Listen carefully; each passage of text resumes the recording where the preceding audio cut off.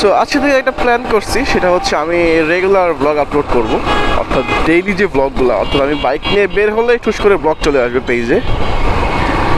So এখন হচ্ছে বাজে আপনার প্রায় 9টার কাছাকাছি, আর আজকে আমার ল্যাব পরীক্ষা আছে, ল্যাব সেমিস্টার যেটাকে বলা হয়। সো এর জন্য এত সকালে বের হওয়া, যদিও পরীক্ষা শুরু হবে 11টা থেকে, বাট আগে না গেলে আমাদেরকে মানে যারা আগে আসবে তারা পিছনে বসতে পারবে, আর পিছনে বসা নিয়ে অনেক মারামারি হয়। তো আগে যদি আগে যাওয়া যায় সেক্ষেত্রে আপনি পিছনে বসতে পারবেন, আর যারা আগে বসবে তারা একদম স্যারের সামনে, সো তারা কোনো কপি করতে পারবে না, যেহেতু ল্যাপটপের কাজ। সো সবাই কপি করে, এটা আসলে টিচাররাও জানে, তাই তারা ওইভাবে কোশ্চেন করে যখন ভাইভাতে। সো এই হচ্ছে অবস্থা। সো এই জন্য 11টায় পরীক্ষা হলেও প্রায় 9:15টায় বের হয়ে গেছি।